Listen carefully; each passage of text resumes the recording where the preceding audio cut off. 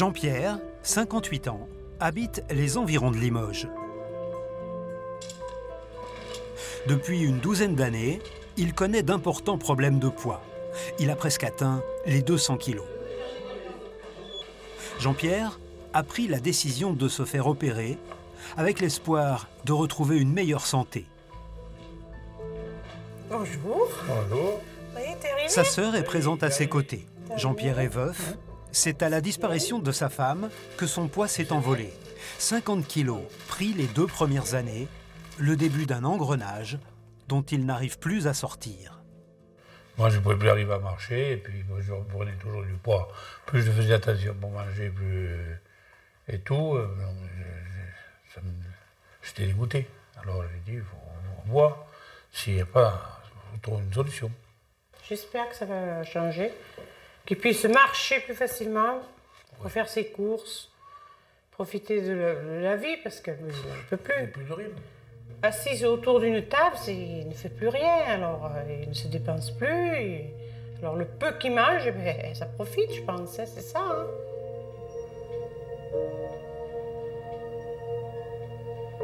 Pourtant, c'est lui qui passe, c'est pas moi, mais je suis un peu inquiète. Bon, je suis un peu inquiète, c'est vrai. Ça va bien se passer, sans doute.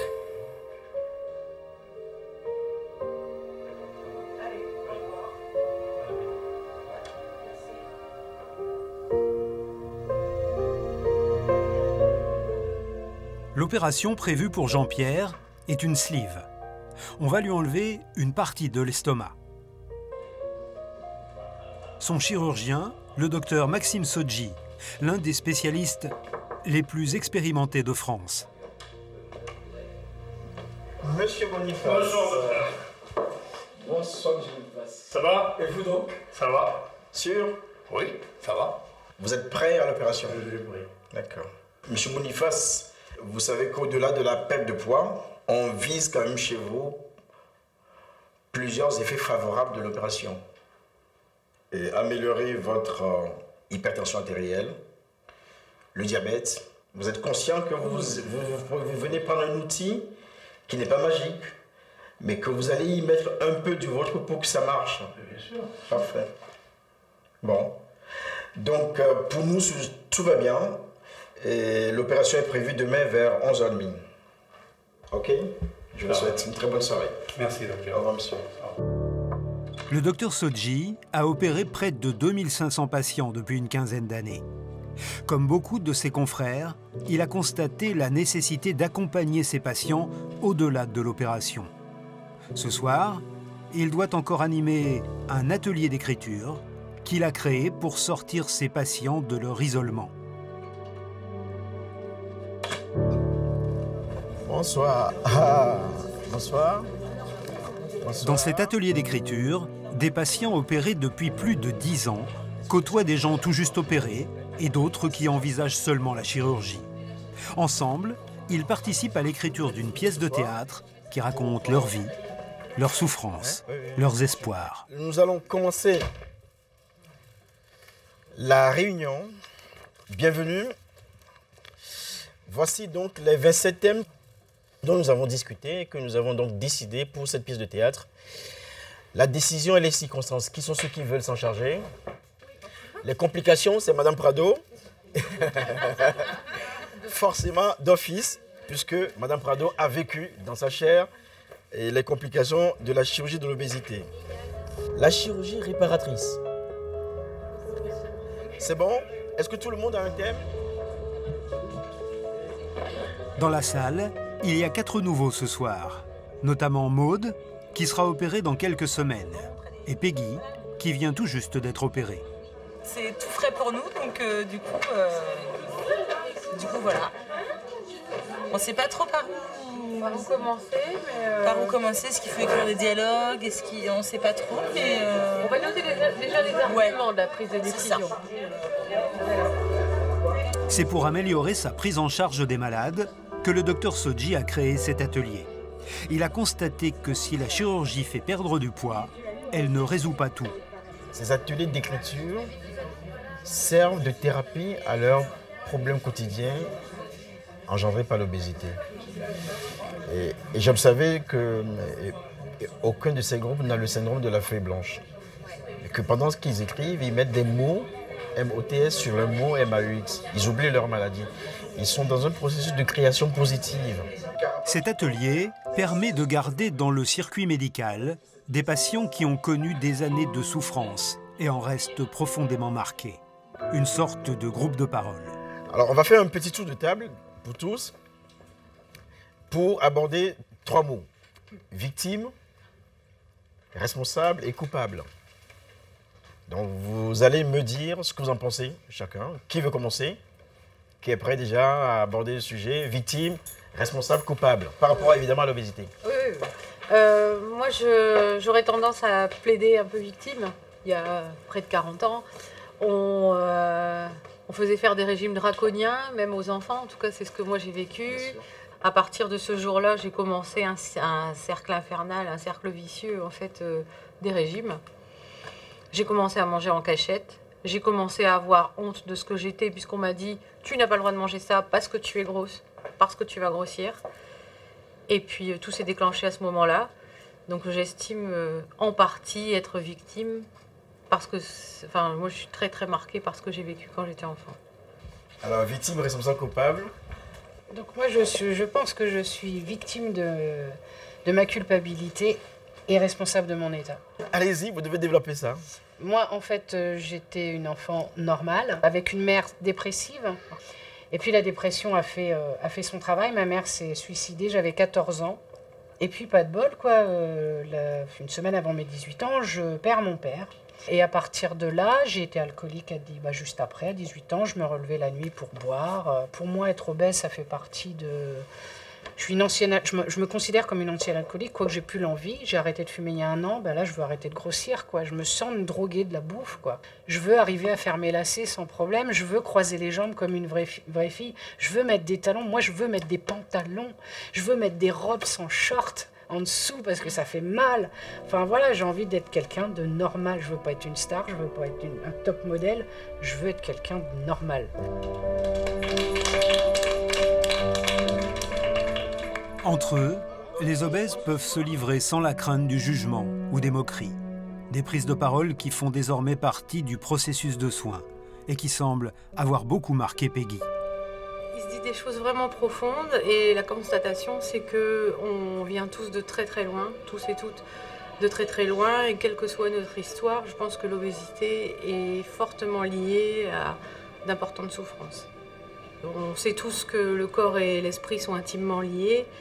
Et ce qu'on a vu ce soir, c'est bien la preuve qu'on ne peut pas les séparer.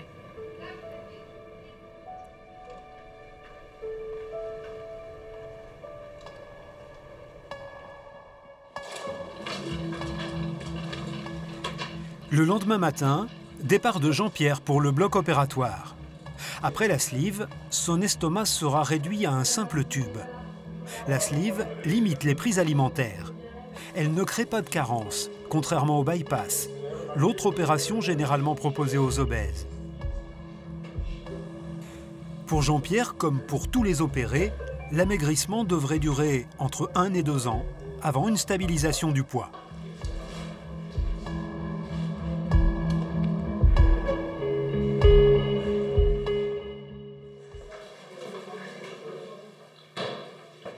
Bonjour Monsieur Boniface. Bonjour. Ça va?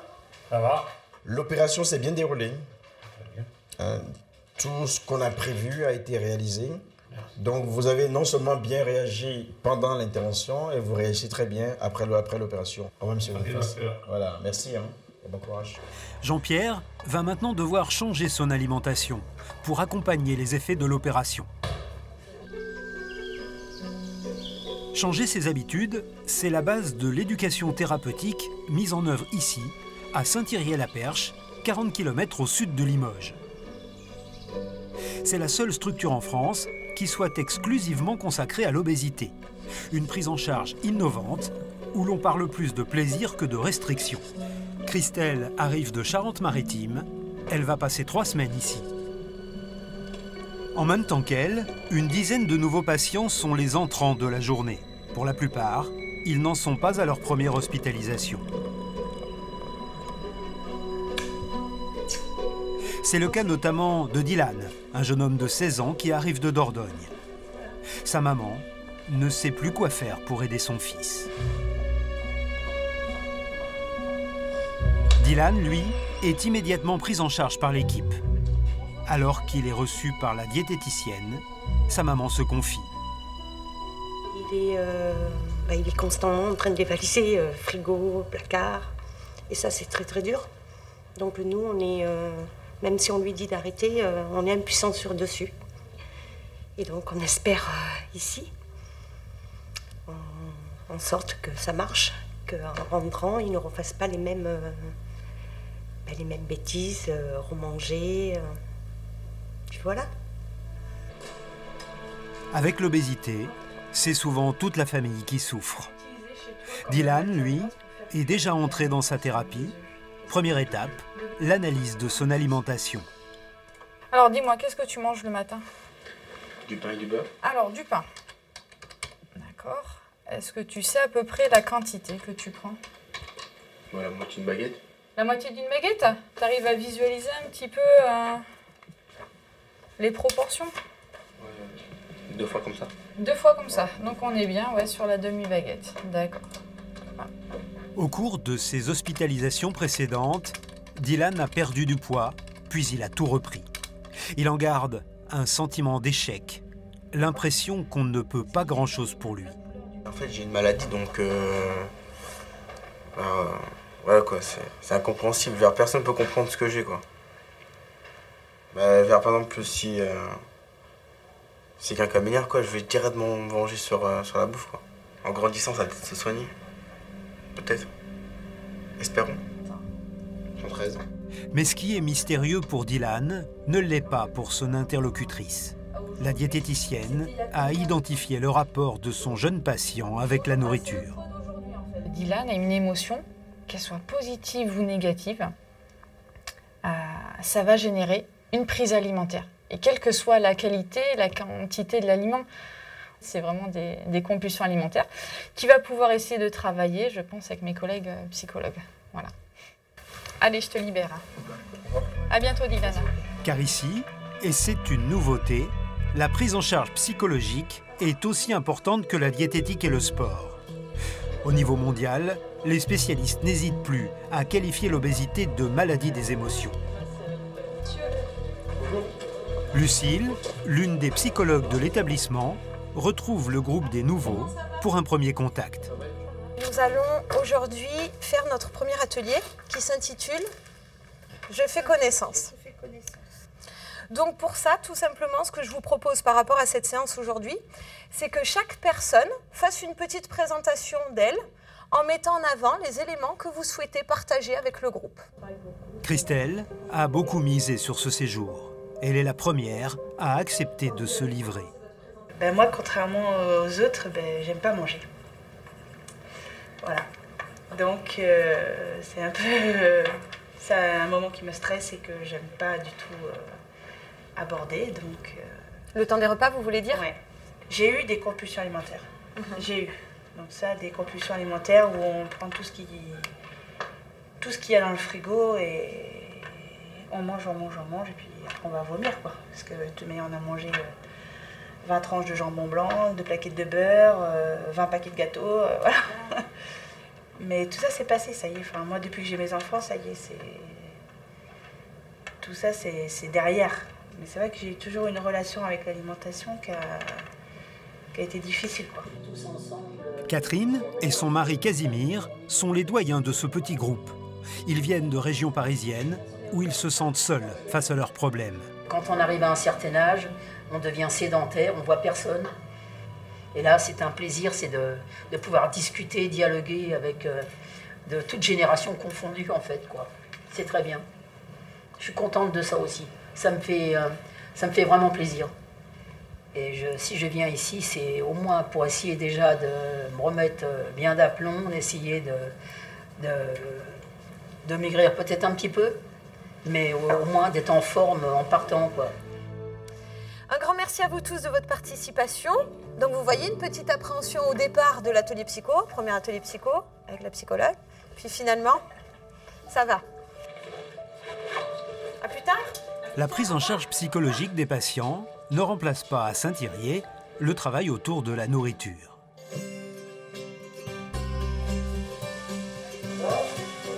Mais on ne parle pas de régime ou de restriction. L'idée, c'est d'amener les patients vers un meilleur équilibre alimentaire. Et le premier acteur dans ce domaine, c'est le chef. Sa mission, cuisiner des repas équilibrés qui font plaisir, même avec des aliments, comme ici, le saumon, réputé le poisson le plus gras. On leur fait voir qu'ils peuvent en manger aussi, au même titre qu'une fois par semaine, on leur fait de la pâtisserie. Une fois par semaine, ils mangent de la charcuterie. Ils peuvent manger ce qu'ils veulent, à partir du moment où ils savent quantifier les produits qu'ils vont manger, à partir du moment où ce sont des repas équilibrés, avec peu de matière grasse, on leur autorise de manger vraiment de tout. Moins vous aurez d'interdits, mieux ça marchera. Une philosophie tout à l'opposé des régimes restrictifs qui ont fait souffrir et regrossir des millions de personnes. Ici, les patients essaient de prendre de bonnes habitudes.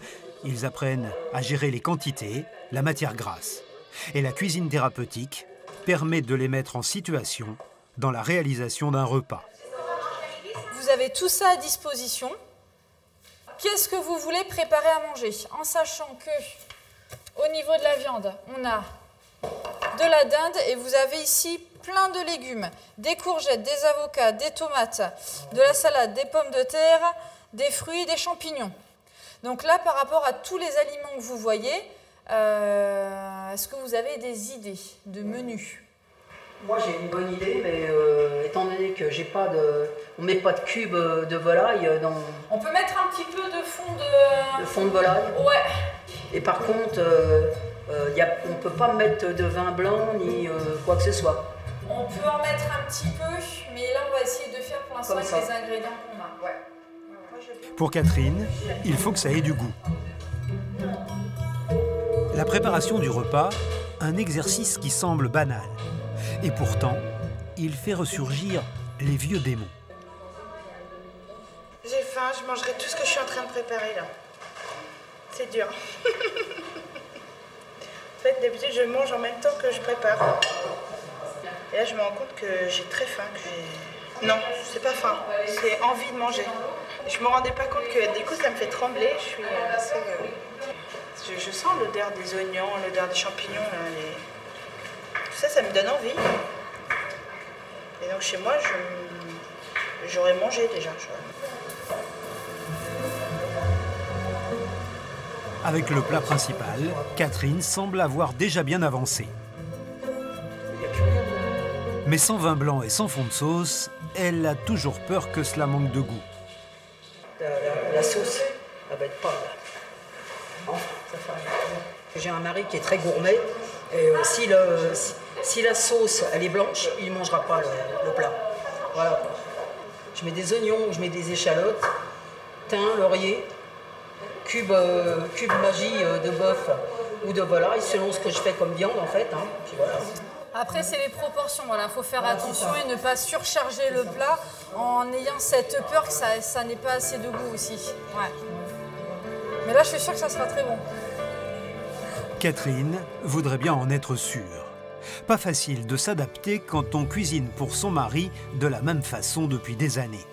Cette préparation, moins calorique que d'habitude, va-t-elle avoir du succès? Il manque quelque chose là-dedans. C'est celui-là qui a un petit blanc de Bordeaux. Ah oui. Mais on n'a pas le choix.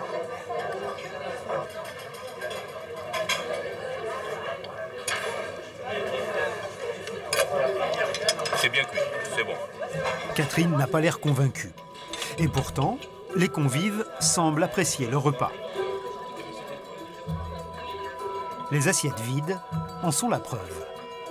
Dans les jours à venir, les patients vont découvrir d'autres ateliers qui risquent de les dérouter beaucoup plus que l'équilibre alimentaire.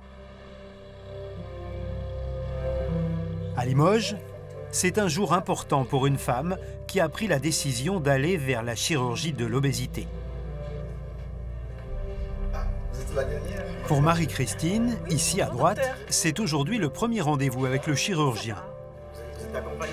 Elle est venue avec Delphine, opérée il y a 1 an, et qui a perdu plus de 50 kilos. Donc c'est la première fois qu'on se voit? C'est la première fois, oui. Mais ce ne sera pas la dernière. Pourquoi venez me voir, s'il vous plaît? J'ai tellement grossi que ce que je veux, c'est redevenir normal, quoi. Parce que j'ai déjà la santé, ça me pèse. Je suis essoufflée, et puis j'arrive plus trop à m'habiller. On me regarde comme une bête. Je n'en peux plus. Donc, je viens vous voir pour essayer autre chose, mais qui soit quelque chose d'efficace. Marie-Christine, comme tous les patients obèses, a tout expérimenté pour maigrir pendant des années. J'achetais des gélules, j'allais en pharmacie, je buvais des potions, des machins, des trucs. Bon, je maigrissais et puis je reprenais donc.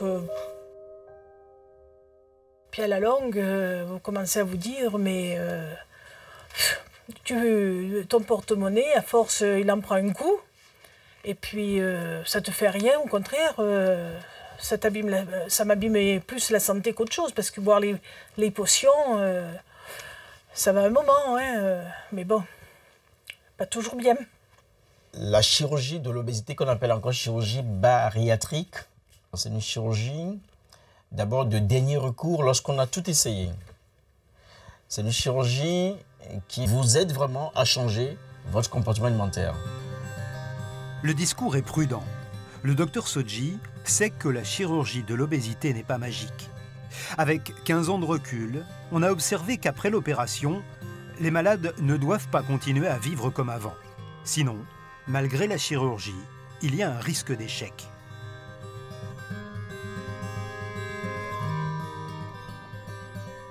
Il faut que cette opération vous aide à changer vraiment quelque chose.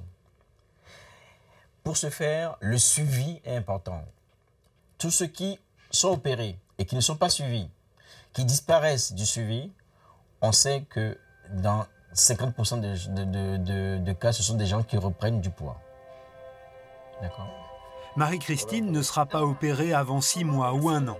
Le temps d'accomplir un parcours préopératoire, médical et psychologique.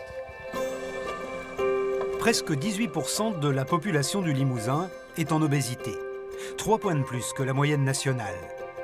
Devant l'affluence des patients, le docteur Sodji a mis en place une grande réunion tous les trimestres, à Limoges, où il peut informer les malades.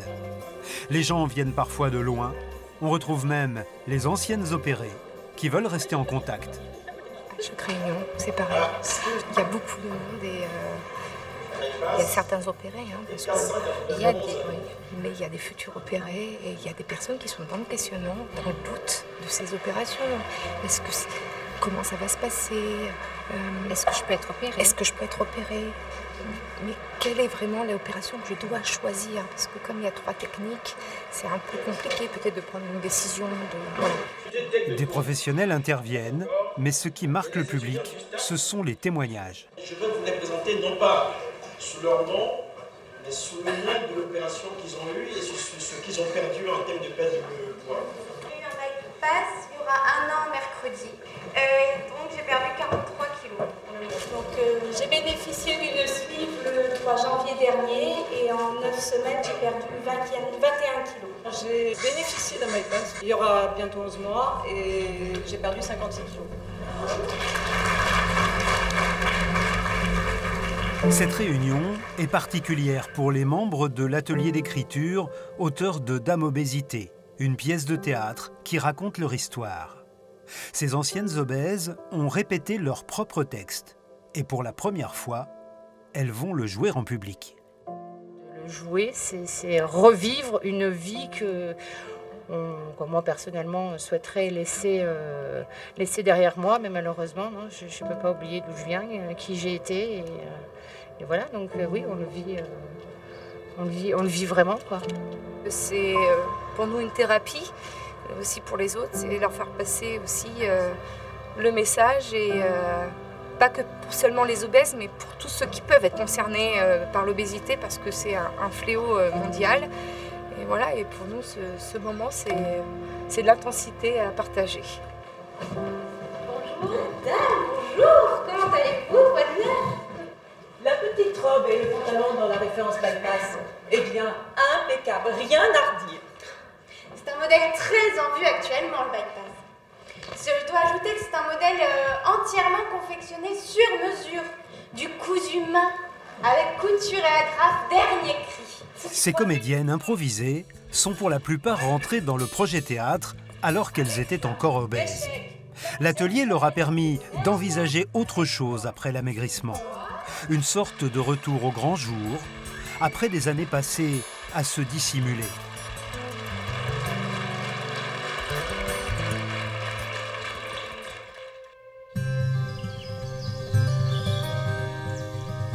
À quelques kilomètres de Limoges, dans la Creuse, à proximité de La Souterraine, Maude, qui est venue récemment rejoindre l'atelier théâtre, profite de ces derniers jours avant de se faire opérer à son tour.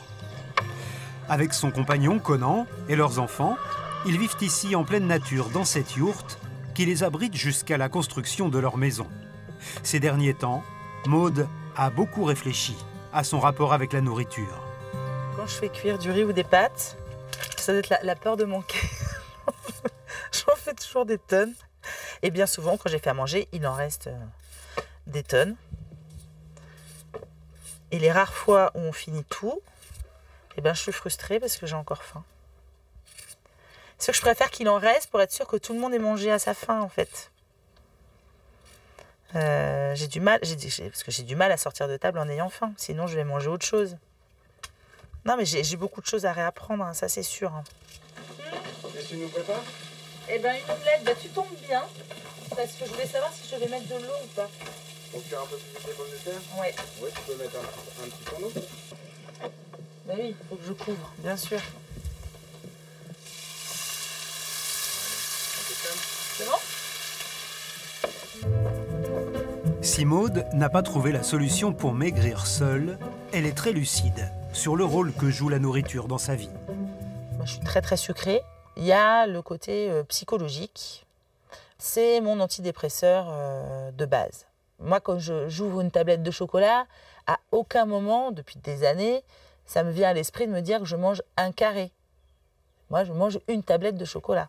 Mon carré, c'est une tablette. Et je pense que mon corps, c'est comme tout, on s'habitue en fait. Et je crois qu'il s'est habitué aussi à avoir ces doses de sucre régulières et quotidiennes. Et que du coup, quand j'en ai pas, voilà. Et ça peut être une vraie angoisse. Hein. Voilà quoi. Maude et Conan ont vécu ce chemin vers l'opération en se serrant les coudes. Mais aujourd'hui, le plus inquiet n'est pas celui qu'on pourrait croire. Je pensais à ton opération qui se rapproche. Je commençais à stresser un petit peu. C'est pas rien, je t'imagine allongé, vêtu de bleu. Je sais pas ce qu'ils vont te mettre comme blouse. Ah, tu penses à ça, c'est marrant. Puis j'imagine que c'est violent quand on touche au corps. Le corps, ça va être dur. Ah, tu me l'avais pas dit, tu vois. Non, là, parce que les choses se précisent, je pense que ça commence à me travailler, hein, fatalement. Bah, normal. Et ouais. Maude doit être opérée dans une quinzaine de jours.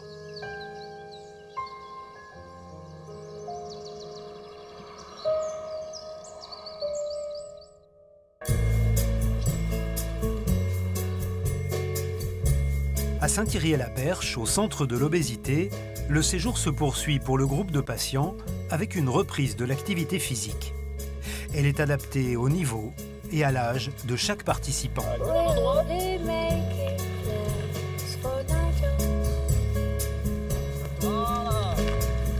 Blague. Le rythme en plus, il change. Le rythme change. Je redonne un top, on revient tranquillement. Presque tous les jours, les patients ont accès à la balnéothérapie. C'est un petit bonheur dont ils sont souvent privés. Car pour eux, la piscine est souvent une épreuve. Il n'y a pas forcément des moqueries, mais on a peur du regard des autres, alors on se renferme un peu, on passe rarement le long de la piscine. On va tout de suite, hop, l'échelle, paf, on rentre dans l'eau, on prend pas le temps de descendre. Donc du coup, si, oui, on n'est pas... Enfin, moi, je suis à l'aise dans l'eau, mais pas à la piscine, quoi.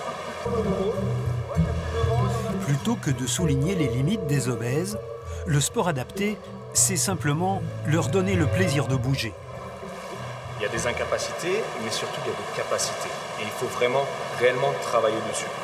Ils essayent de mettre de côté tous ces aspects moqueries. Ils viennent souvent avec le terme « je suis comme tout le monde ici ». Voilà, je ne suis pas regardé, je ne suis pas moqué. Ils se rendent compte que c'est possible et ils font. Après, il n'y a pas besoin de les pousser beaucoup. Hein. Voilà. Là-dessus, c'est formidable. Le centre de l'obésité est en grande partie né de la volonté d'un médecin de l'hôpital de Saint-Thirier, le docteur Guylaine Laroumagne. Elle a ici développé une prise en charge innovante qui se démarque du traitement de l'obésité traditionnelle. De toute façon, on a fait un constat d'échec.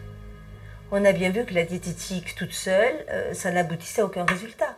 Que de toute façon, faire de l'activité physique sans prendre en charge la globalité du problème, ça ne faisait pas maigrir. Et on s'aperçoit que la plupart des patients en état d'obésité, notamment de grande obésité, ont eu d'importants traumatismes dans l'enfance. En les refoulant, ils sont en quelque sorte sortis de leur corps. Et notre objectif était de prendre en charge cette dimension psychologique pour les faire réhabiter leur corps. L'innovation, c'est de proposer aux patients une série d'activités dont le but premier n'est pas de faire immédiatement maigrir. Installez-vous. Entrez. C'est le cas, par exemple, des ateliers psychomotricité. Il reste de place. Impeccable. Alors, on va faire cette première séance sur la prise de conscience de la posture. Alors, cette position-là, où on avance légèrement le bassin, vous laissez tomber les épaules, enfin les bras, sauf si vous avez mal aux épaules, vous posez les mains sur les cuisses. Donc là, on va faire un petit exercice. La respiration complète, en fait, c'est d'abord le ventre, puis le thorax. Voilà. Une respiration qui va du bas vers le haut en inspirant et qui va du haut vers le bas en expirant. C'est la respiration du bébé. Mais oui, puisque c'était... Non, ça fait tourner la tête. En fait, l'atelier s'appelle « Je prends contact avec mon corps ». Mais c'est vraiment, voilà, l'essence de l'atelier, c'est ça, c'est essayer juste de prendre du temps pour écouter ses sensations. Voilà, c'est un début de prise de conscience de ces notions de tonus, de respiration, de détente. Et certains reviennent en disant « Ah ben finalement, hier j'ai réussi à me rendormir, j'ai utilisé cette respiration, je me suis bien endormie » ou bah, « J'ai fait la relaxation, je me suis sentie mieux, j'ai eu une émotion, ah bah, j'ai repensé à ce qu'on avait fait, j'ai mieux respiré, c'est passé plus vite. » Enfin voilà, on a des retours comme ça, même sur les 3 semaines, quoi, qui sont assez intéressants. Alors, les abdos, ouais. On est obligé d'utiliser le ventre. Moi, je prends toujours. On va commencer par les appuis. En 3 semaines, les patients n'ont évidemment pas le temps d'approfondir toutes ces notions. Mais ils peuvent repérer les activités qui leur font du bien pour les poursuivre à la maison. Le fait de, quand on est debout, rien que de sentir que c'est les pieds, après ça remonte sur les hanches, etc. Et que rien que de bouger un tout petit peu, on se sent des nouvelles sensations. Ça apporte beaucoup, oui. Je pense que c'est un peu une reconnaissance de soi qu'on n'a pas du tout avant de rentrer ici. Et c'est pas facile aussi pour nous de vouloir écouter son corps, parce que ça nous montre aussi qu'on est gros. Et ça, c'est pas facile, quoi. On n'a pas non plus envie de le voir. Ce sont ces petites prises de conscience qui, progressivement, peuvent amener le patient vers une perte de poids. Alors, à partir du moment où le patient est mieux dans sa tête, est mieux dans son corps, eh bien, il aura beaucoup moins la tentation d'aller se réconforter lors d'émotions négatives. Quand vous avez une émotion, quand vous êtes triste, quand vous êtes en colère, eh bien, vous cherchez un réconfort. Et le réconfort le plus facile, c'est la boîte de chocolat, ou bien c'est la boîte de camembert, ou ça peut être la bouteille de whisky. Voilà. Le problème chez un obèse, c'est que après avoir fini la boîte de camembert ou après avoir fini la tablette de chocolat, naît une autre émotion, je suis nulle, je ne vaux rien, je ne sais pas faire, de toute façon je serai toujours gros. Voilà. Et cette deuxième émotion va générer une autre prise alimentaire qui va entraîner la prise de poids. Dans la même idée, Inès, une kinésithérapeute, propose également cet atelier un peu étrange, qui provoque beaucoup de surprises chez les patients. On participe dans le mesure Ah d'accord, alors les consignes. Le capitaine ballon doit aller du bateau A au bateau B. Le but, c'est peut-être que vous réfléchissez tous que c'est pas lui qui doit faire tout le boulot, hein.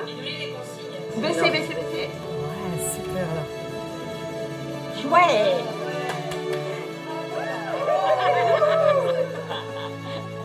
D'un seul coup, il y a l'imprévu. Alors, on est obligé de sortir de ses habitudes. C'est l'inconnu, l'imprévu. Il est là devant notre nez. Comment on va réagir? Comment on va agir? Alors, si vous voulez faire bouger les choses, c'est justement à travers des nouvelles expériences. Et là, vous avez vu, malgré les appréhensions, ils se sont tous mis. Ils ont tous justement fait le ressenti finalement. Mais j'ose encore, je peux, je sais, je l'ai en moi encore. C'est je croise. Tu fais le cercle et le point au milieu. Très bien. Vous avez les idées, c'est parfait. Tous les deux, vas-y. Ouais, très bien. Super. Excellent. Bravo. Bien. Ils sont arrivés, ils étaient mal. Ça va pas. Ils sont sortis. Je me sens bien. Ils ont le même corps. Ça n'a pas changé. Je veux dire, dans l'heure, le corps n'a pas changé. Par contre, le vécu du corps a changé. Le cerveau, il a changé. L'émotion, il a changé. Il y a plein de changements qui sont passés pendant 1 heure. Et avec ces changements-là, après, ils peuvent en faire quelque chose pour dire, mais finalement, j'ai peut-être des choix qu'avant, ils n'avaient plus. Et ça, c'est ce qui va faire maigrir. C'est de nouveau d'avoir des choix.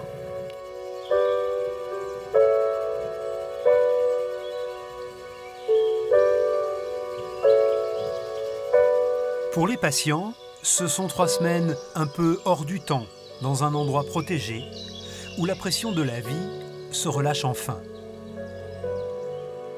On n'est plus coupable d'être gros, parce que la culpabilité, elle est très grande chez l'obèse. On est coupable d'être gros, on est coupable de manger, on est coupable de ne pas bouger, et du coup, c'est dur d'être tout le temps coupable de quelque chose. On a toujours l'impression qu'on est jugé, Et là, du coup, ils nous apprennent à dire non, c'est bon. Les autres... Aujourd'hui, on me dirait grosse vache, ce qu'on m'a déjà dit. Je pense qu'il passerait un sale quart d'heure. Alors qu'avant, je serais partie. Peu à peu, les patients voient également se modifier leur rapport à la nourriture et les croyances qu'ils entretiennent avec l'alimentation. On a une perception de la nourriture différente de ce qu'on avait avant quand on est arrivé, en fait, quoi. Ça, c'est important, quoi. On mange même plus qu'à la maison. Ouais.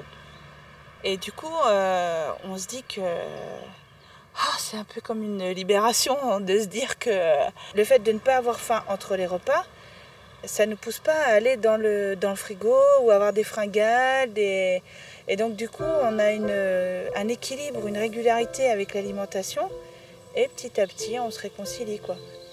Le Centre de l'obésité est jeune et n'a pas encore pu juger de l'efficacité à long terme de ces méthodes. 6 mois après la fin du séjour, les chiffres montrent un résultat comparable aux centres traditionnels d'amaigrissement, où les séjours sont souvent beaucoup plus longs.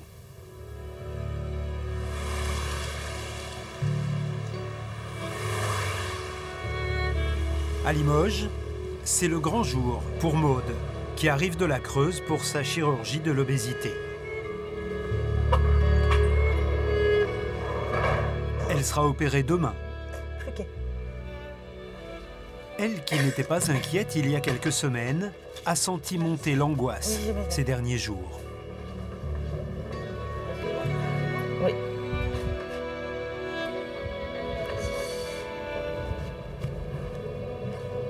J'ai fait beaucoup de cauchemars. J'ai eu vraiment peur de la mort, chose que j'avais absolument pas appréhendée avant. Enfin, j'avais plutôt peur de l'après, que ça ne fonctionne pas, ou tout ce que je devais mettre en place. C'était plutôt ça qui m'impressionnait. Et là, non, c'était l'intervention, ça devenait une obsession, quoi. Tous les jours, j'ai envie de dire stop. Mais vraiment, hein, et plus l'intervention approchait et approche, plus je reste persuadée que je suis une véritable droguée, quoi. Et vraiment, la bouffe, c'est une drogue. La chirurgie de l'obésité est très particulière. Les patients n'ont pas forcément encore développé les maladies liées à l'obésité. Ils se demandent donc légitimement s'ils ont raison de prendre le risque d'une opération lourde. Le docteur Sodji est habitué à ces cas de conscience. Ce n'est pas une chirurgie comme les autres chirurgies, ce sont des gens bien portants et qui viennent nous voir, et qui ont laissé leur famille, qui ont laissé leur travail, qui ont laissé leurs amis et qui ont choisi, en faisant bien sûr d'eux-mêmes la notion de balance bénéfice-risque. Donc c'est une chirurgie très angoissante pour les patients et qui demande beaucoup de gravité de notre part, même si on a l'habitude.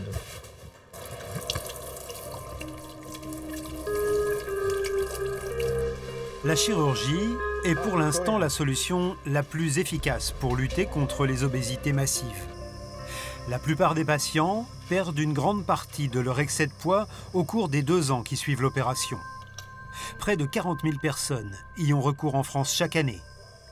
Mais avec le recul, 15 ans environ depuis le démarrage de cette technique, la communauté médicale commence à constater des échecs sur le long terme.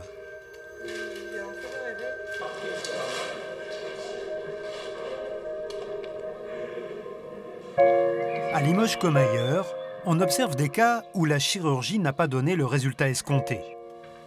Angélique a été opérée d'un bypass, l'opération a priori la plus efficace, qui combine la réduction de l'estomac et le raccourcissement du circuit d'absorption des aliments.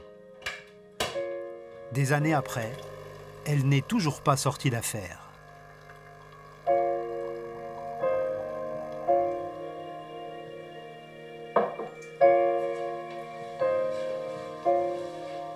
Donc en 2006, au moment où je me suis fait opérer, je faisais 118 kilos. Pendant la première année, j'en ai perdu 37. Donc j'étais assez satisfaite, même si j'espérais ne pas être au bout du chemin.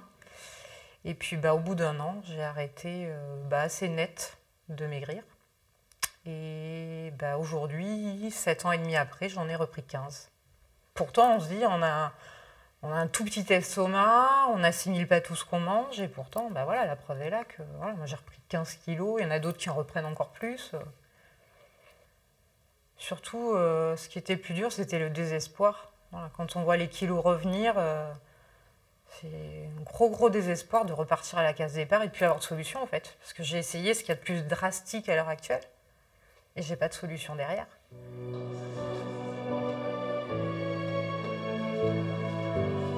Aujourd'hui, Angélique a rendez-vous avec son chirurgien pour son rendez-vous annuel. Installez-vous, mettez-vous à l'aise. Le docteur Sodji confirme que ces opérations ne sont pas la solution miracle et qu'elles peuvent échouer. Le bypass gastrique, qui est aujourd'hui la technique on va dire la plus importante, restrictive et mal absorptive, entraîne 20 à 25% d'échecs à partir de la 2e année. Donc, un malade sur 5 a un mauvais résultat avec le bypass gastrique. Ces mauvais résultats, Angélique en fait partie depuis bientôt 6 ans. Chaque année, ce rendez-vous avec le chirurgien ne fait que souligner ce qu'elle considère comme un échec douloureux. Avant l'intervention, vous étiez à 120 kilos, c'est ça? Et aujourd'hui, alors, vous pesez combien? Aujourd'hui, 84. 84 kilos. Si on prend donc 84 kilos pour 1m68, vous avez un indice de masse corporelle de 29,5. Donc vous êtes à la frontière entre le surpoids et l'obésité. Donc sur le plan médical, l'objectif premier est atteint. Vous êtes en dehors de l'obésité. Pour Angélique, c'est la première fois depuis longtemps que la courbe de poids s'inverse de nouveau. Qu'est-ce qui s'est passé alors depuis 4 mois? Peut-être le fameux déclic tant attendu. Hein. Je ne sais pas. Je pense que tout ce que j'ai entrepris autour de la chirurgie a peut-être enfin porté ses fruits.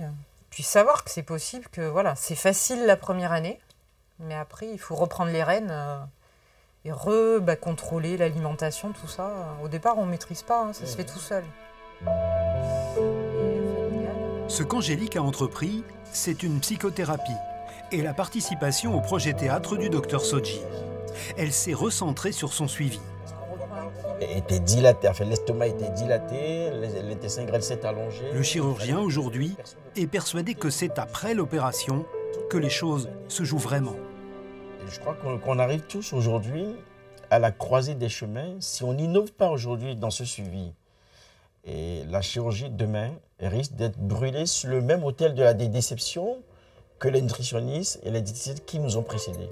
Cette innovation, pour le Dr Sodji, aura été l'atelier théâtre qui débouche sur un résultat inattendu. Le texte, écrit par ces malades, va être joué par des acteurs professionnels. Aujourd'hui, c'est le jour du casting pour choisir les comédiens, en présence de Lucille et Christina, 2 anciennes opérées. Pour l'écriture de la pièce, effectivement, c'est quelque chose qui a été mis en place en 2009. Et là, vous êtes là aujourd'hui pour nous démontrer que ça peut sortir, ça peut émerger. Donc on vous remercie déjà d'être là. On est beaucoup touchés par ce casting aujourd'hui. Je suis très émue, je suis très émue que vous soyez là parce que vous allez représenter ce qu'on a été. Mais voilà, on est vraiment fiers que vous soyez là aujourd'hui avec nous. Les comédiens réunis à Limoges viennent de la France entière. Et pour la plupart, alors qu'ils doivent jouer des obèses, ils sont très loin d'en avoir le physique. À l'exception d'un seul, François, qui arrive de Paris. Quand j'ai vu cette annonce, effectivement, moi, ça me touchait un peu plus personnellement, du coup. Il y a des moments, il y a des tranches de texte qui font écho à ce que j'ai pu vivre et à ce que je vis parfois dans la vie, oui, effectivement. Première lecture, découverte d'un texte sans concession. 6 femmes de minces dansent sur la piste. 2 femmes obèses s'arrêtent de danser. Et les gars, matez un peu. Les 2 au centre. Le cachalot et la baleine à bosse de l'aquagym. C'est le parc à buffles ici ce soir. En plus, elle va faire péter la banquette, vous allez voir. En plus, là, ça en parle directement, donc on n'a pas toujours l'occasion de faire ça, quoi. Il y a des rôles, souvent il y a des rôles qui abordent certaines questions que moi je peux me poser, mais c'est jamais frontal. Là, c'est frontal, quoi. Donc c'est vrai que c'est super intéressant, c'est rare.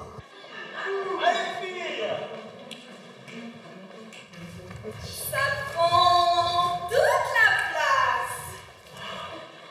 C'est énorme.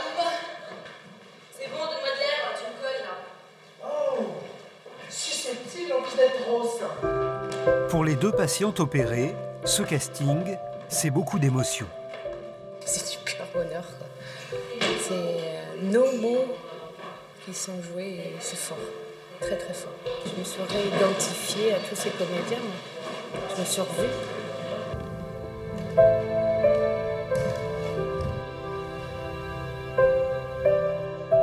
Moi, par exemple, dans mon corps, on est 2. Moi et ma graisse. C'était très très fort, c'est vraiment un moment intense. Moi, j'ai été transportée par certains comédiens, leur façon d'agir. Vraiment, j'ai été bouleversée, c'est le mot. Je suis bouleversée. Le Dr Sodji est heureux de voir cette pièce prendre forme. Mais il n'oublie pas qu'il s'agit d'un projet thérapeutique au service des malades. On sait forcément que cette chirurgie de l'obésité n'est pas suffisante. Mais aujourd'hui, il faut l'accompagner de tout ce qu'on a mis en place. Et puis surtout, au-delà de tout ça, en premier et en dernier, l'obésité, c'est une maladie émotionnelle. C'est cette émotion qu'on veut essayer de traduire par cette pièce de théâtre qui va bien sûr être le porte-parole de toutes ces personnes obèses qui ne disaient rien, qui subissaient, qui n'avaient pas dans leur langage le mot « non ».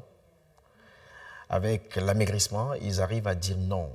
Et c'est le début d'autres émotions, c'est le début d'une nouvelle vie.